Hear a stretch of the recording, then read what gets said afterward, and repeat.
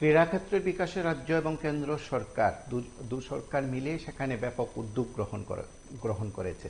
ত্রিপুরার ক্রীড়াক্ষেত্রে যে উদ্যোগ বিজেপি পরিচালিত কেন্দ্রীয় সরকার এবং রাজ্য সরকার নিয়েছে তার সুফল এই রাজ্যের ছেলেমেয়েরা পাচ্ছে এবং এই সুযোগ আরও বেশি সম্প্রসারিত করার উদ্যোগে ব্যাপক প্রচেষ্টা যেমন নেওয়া হয়েছে তার সফল বাস্তবায়নে প্রতিদিন উদ্যোগ নেওয়ার কথা এবার শোনালেন মন্ত্রী টিঙ্কু রায়। ক্রীড়ামন্ত্রীর উপস্থিতিতে ভারত সরকারের যুব বিষয়ক ক্রীড়া দপ্তরের সহযোগিতায় খেলো ইন্ডিয়া স্টেট সেন্টার অব এক্সিলেন্সের উদ্যোগে দ্য অস্মিতা সিটি লিগ অনুষ্ঠিত হয় আগরতলা বাদারঘাট স্থিত রাইমা সুইমিং পুলে। সেখানে ক্রীড়ামন্ত্রী টিঙ্কু রায় সহ অন্যান্যরা উপস্থিত ছিলেন।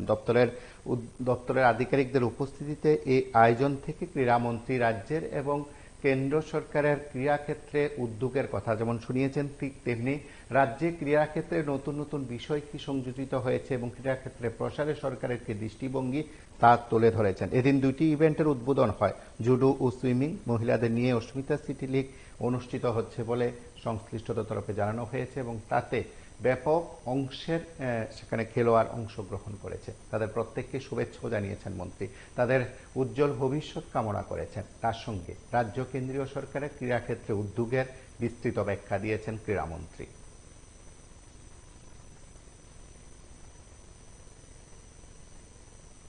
যারাই ভালো থাকবে এবং আমরা যে লক্ষ্যে স্পোর্টস স্কুলে বা আমাদের এখানে খেলো ইন্ডিয়া যে আমাদের কোচিং সেন্টার আমরা এক্সেলেন্স সেন্টার যেখানে আছি এত সময় দিচ্ছি, আমাদের একটাই লক্ষ্য যেন আমরা নিজেরা নাম করতে পারি, আমার পরিবারের নাম উজ্জ্বল করতে পারি, রাজ্যের নাম উজ্জ্বল করতে পারি এবং সেই লক্ষ্য রেখেই আমাদের খেলাধুলা করা।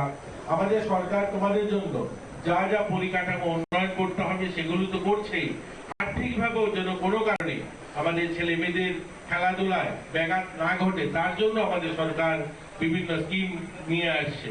আমরা যারা ছেলেমেয়েরা বিভিন্ন মেডেল জিতছি, আমাদেরকে সরকার গোল্ড মেডেল যখন আমরা ন্যাশনাল লেভেলে জিতছি আমাদেরকে 1 লক্ষ টাকা, যখন সিলভার আমাদেরকে 50,000, ব্রোঞ্জ 25,000 টাকা, এই টাকাটাও আমরা বাড়ানোর চেষ্টা করছি।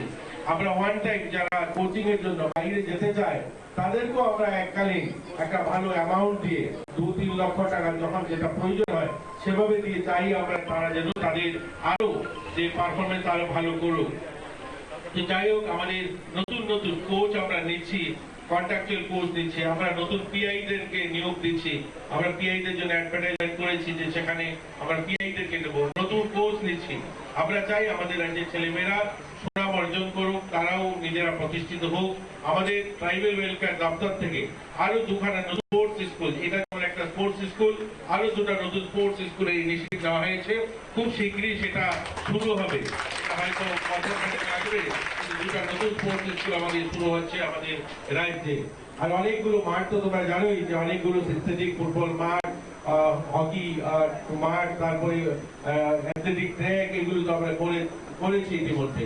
আমাদের প্রয়াস রয়েছে আরো পরিকাঠামো উন্নয়ন করা, আর আমরা চাই তোমরা এগিয়ে যাও। আর আমাদের দপ্তরের যারা অফিসিয়ালসরা রয়েছে তাদের কাছে অনুরোধ করবো আমাদের ছেলেমেয়েদেরকে প্রতিদিন যেভাবে খেলাধুলায় তারা করে বা এতদিন করে আসছে তার থেকে একটু আমাদের নতুন ভাবনাও নিয়ে আসা, একটু ইনোভেটিভ কিছু করা, তাদেরকে যেন মন আরো বেশি খেলাধুলায় সামিল হয়, তাদের জন্য নতুন ড্রেস, নতুন ডিজাইন, মানে সবসময় আমি যতদিন যাই 2 বছর ধরে আছি ওই রেগুলার একটা ট্যাক্সুট, একটা প্যান্ট, একই ডিজাইন, একটু নতুনত্ব কিছু যেন তাদেরকে আমরা সামিল করি, তাহলে দেখবেন তাদেরকেও আগ্রহ বাড়বে। যখনই কোনো ড্রেস আমরা কিনবো তখন নতুন ডিজাইন হবে, নতুন একটু স্টাইলিশ ডিজাইনের জিনিস হবে। মাঝে মধ্যে তাদেরকে ঘুরতে নিয়ে যাওয়া, কোনো ভালো মুভি এসছে তো স্পোর্টস স্কুলে বা এক্সেল সেন্টারে যারা আসছে তারা একদিন মুভিতে নিয়ে যাওয়া। আমরা এত টাকা, এত পরিকাঠামোর মধ্যে কোটি কোটি টাকা, 100 কোটি টাকা খরচা করছি, 100 কোটি টাকা নয়, শত কোটি টাকা। কারা খেলবে?